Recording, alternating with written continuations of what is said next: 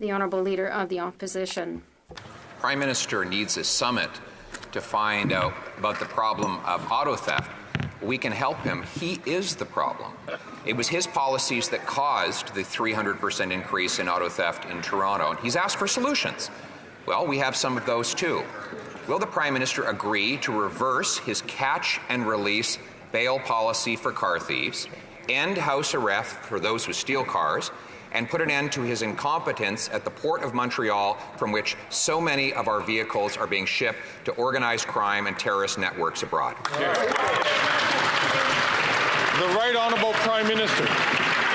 Mr. Speaker, what's interesting about the Leader of the Opposition is he doesn't actually care about auto theft. He cares about making a good political attack on the government because people are facing real challenges. What we are focused on is solving the challenges. What we are focused on is initiatives like we announced today of $121 million to fight auto theft in Ontario. We've been working to bring together stakeholders and leaders across the country to bring forward more positive solutions to build on the 1,600 recovered autos that we prevented from being stolen last year. I'm going to ask all members once again to please restrain yourselves, to listen to the questions and to listen to the answers. And when you have the floor will be yours. The Honourable Leader of the Official Opposition. Monsieur le Président. Mr. Speaker, he says that he's stopped 1,600 cars from being stolen, but there were 100,000 stolen in 2022, an increase of 34% across the country. You would need a great big meeting to understand the problem. He's the problem. We have solutions that make common sense. And the catch and release bail and house arrest for car thieves and ensure better management at the Port of Montreal to stop the exporting of our cars elsewhere. The Right Honourable Prime Minister. Once again, he is accusing people in Quebec of being incompetent. That's a real pattern for the Conservative leader. We are here to work hand in hand with the municipal leaders, police chiefs, provinces, in order to resolve this problem. We are here to work in a responsible manner by investing, for example, $121 million to fight auto theft in Ontario, which we announced today. There is work to be done, but it's not using empty slogans and making personal attacks that will solve these challenges for Canadians, but we are doing the work. The Honourable Leader of the Opposition. Monsieur le Président, c'est lui. Mr. Speaker, he is accusing Quebecers of being incompetent, saying that the Port of Montreal is managed by them. It's a federal port, so it's not true. He is the one who's incompetent, and he is the one that has caused this problem. And this is the problem across all the ports in Canada. Because of him, the federal ports are poorly managed, and that's why there's such a high rate of crime. Once again, we have common sense solutions. Will he end the automatic catch and release bail, house arrest for car thieves, and stop the incompetence at the ports that's causing the auto theft crisis that he caused? The Right Honourable Prime Minister.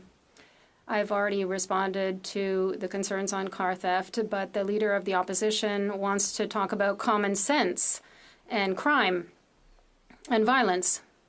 Why is he listening to the American gun lobby, which wants to bring back assault-style rifles to our streets and to our communities?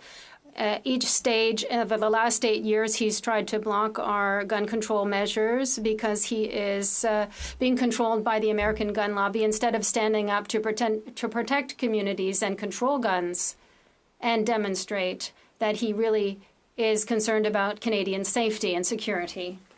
The Honourable Leader of the Opposition. Not only is he not worth the cost, he's not worth the crime, and now he's spreading disinformation. Years after he promised he was going to ban these so-called military assault rifles, they're still legal in Canada, and he's paying foreign hunters to get into helicopters and fly around over Vancouver Island to slaughter deer that our hunters would have taken down for free for the meat.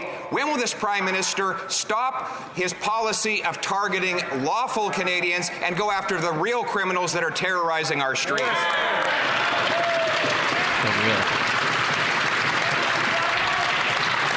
The Right Honourable Prime Minister. The contortions the leader of the official opposition goes through to try and talk about gun control are quite impressive, Mr. Speaker, but Canadians will not be fooled by him.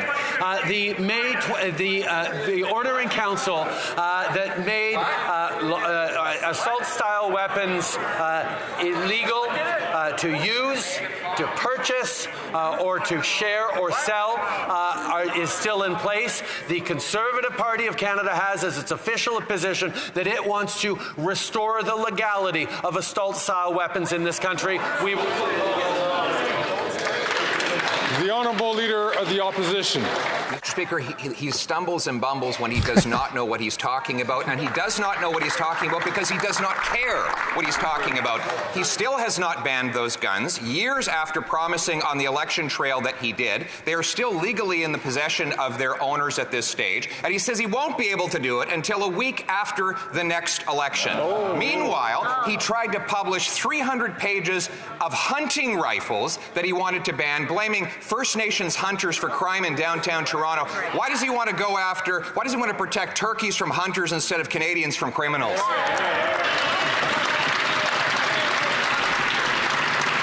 Right Honourable Prime Minister. Mr. Speaker, as of a number of years ago, it is illegal to buy, sell, or use or bequeath military-style or assault-style weapons in this country. We did that. We banned over 1,600 models of assault-style weapons. The Conservative Party wants to make those assault-style weapons legal again. And everything they do is focused on misinformation and disinformation, bringing in hunters who are not targeted by these measures to try and justify their anchoring on the NRA.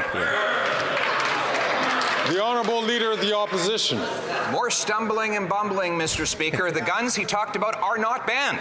And he says they will not be banned until 1 week after the next election because he cannot figure out how to ban them, years after he announced it. Meanwhile, he's spending billions of dollars going after licensed, law-abiding, trained and tested people who've proven that they are statistically the least likely to commit crime. And what has been the consequence? In 8 years, we've had a 100% increase in criminal shootings. Why does he always go after the good guys instead of putting the bad guys in jail? The Right Honourable Prime Minister. Mr. Speaker, in May of 2020, we rendered it illegal to buy or sell or use or bequeath 1,600 different models of assault-style weapons in this country. That is still the case, Mr. Speaker. In the coming year, we will be bringing in an amnesty legacy program. We are extending the amnesty to be able to bring in a buyback for the owners of these weapons. But we are moving forward on gun control when he wants to bring assault-style weapons back to Canadians.